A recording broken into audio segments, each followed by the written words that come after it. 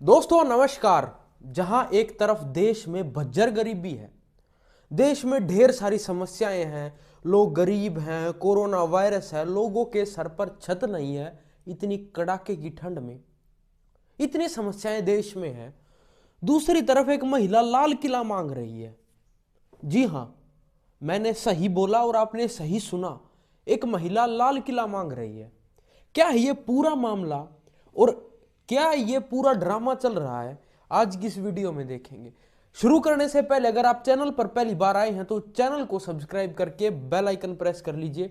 शुरू करता हूं मैं आज की इस चर्चा को। क्या आपने कभी सोचा है कि जिस खानदान ने, मुगल खानदान ने ताजमहल बनवाया, लाल किला बनवाया, और एक समय ऐसा था जब मुगल आधे से भी ज्यादा ही कहूंगा मैं, आधे से भी ज्यादा देश पर मुगलों का कब्जा था। उनके बच्चे, पोते, पड़पोते, उनका खानदान, उनके जो बच्चे हैं वे कहाँ रहते हैं, आपने कभी सोचा है? आज मैं आपको बताऊंगा। उनके वंशज रहते हैं कोलकाता की झुग्गी झूपड़ियों में।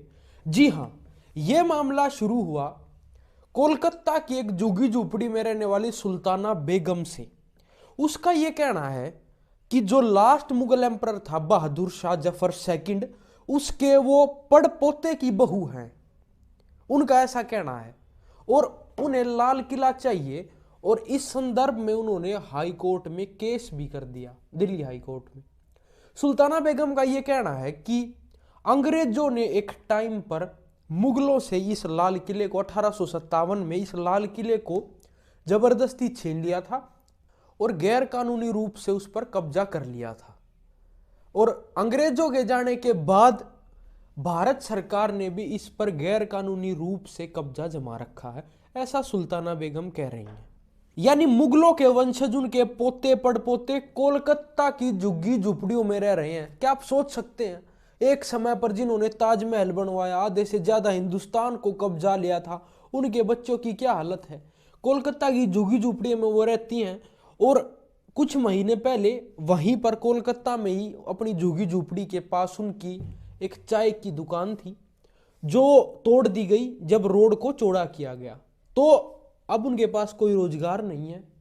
मुगलों के वंशज 6,000 रुपए महीने की पेंशन पर जी रहे हैं। सोचिए, द मुगल डायनेस्टी, उनके बच्चों के क्या हाल हैं। और अब सुल्ताना बेगम भारत सरकार से ये कह रही हैं कि उन्हें लाल किला दिया जाए। अगर लाल किला नहीं दे रहे हैं तो कुछ कंपनसेशन अमाउंट या उसके बदले कुछ और दिया जाए। अब ये सारा जिम्मा उठाकर वो पहुंच गई दिल्ली हाई कोर्ट एक वकील के साथ। दिल्ली हाई कोर्ट में उन्होंने कहा कि 1857 में अंग्रेजों ने कब्जा लिया था इसको, भारत सरकार ने इस पर गैरकानूनी रूप से कब्जा कर लिया, अब मुझे लाल किला वापस चाहिए, इस पर मेरा हक है, मुझे इस पर मालिकाना हक दिया जाए। अगर मालिकाना हक सरकार नहीं दे रही है तो मुझे कुछ मुआवजे के तौर पर दिया जाए। मैं बहादुर शाह जफर सेकंड के पोते की बहू, यानी मैं मुगलों की वंशज हूं, मुगल मेरे पूर्वज थे। अब दिल्ली हाई कोर्ट ने इस पिटीशन को खारिज कर दिया और खारिज करने लायक भी है ये शायद। दिल्ली हाई कोर्ट ने कहा कि जब 1857 में अंग्रेजों ने इस पर कब्जा कर लिया था और भारत सरकार ने इस पर गैरकानूनी रूप से कब्जा कर लिया, तो 150 साल तक आप कहां थे? इतने सालों पहले आपको अंदाजा नहीं हुआ, ये एहसास नहीं हुआ कि लाल किला हमारा है? इतने सालों तक आप क्या कर रहे थे?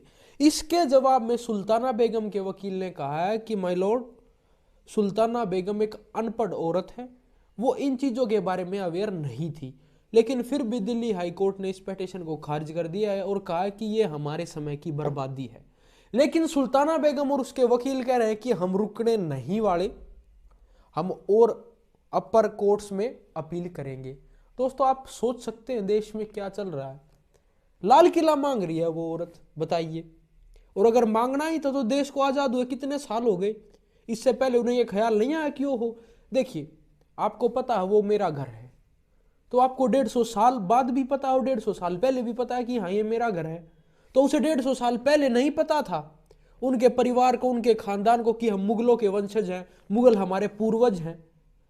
अब लाल किला एकदम से मांगने की मांग कहां से आ गई? दोस्तों इस पूरे मामले को लेकर आप सभी की क्या राय है मुझे कमेंट बॉक्स में जरूर बताइएगा अपने सजेशन कि आप क्या सोचते हैं इस बारे में, और क्या लाल किले का कंपनसेशन या लाल किला दे देना चाहिए उनको, या फिर उसके बदले कुछ मुआवजा दिया जाए ताकि वो अपने परिवार का गुजारा कर सके। क्या ऐसा होना चाहिए या नहीं, कमेंट बॉक्स में जरूर बताइएगा। अगर वीडियो पसंद आई तो चैनल को सब्सक्राइब करके बेल आइकन प्रेस कर लीजिए, और शॉर्ट कंटेंट के लिए ये मेरे सोशल मीडिया हैंडल्स हैं, इन पर जाकर फॉलो कर लीजिए। आपका ढेर सारा ज्ञान बढ़ता रहेगा। आज के लिए सिर्फ इतना ही, जल्दी मिलूंगा अगली किसी वीडियो के साथ।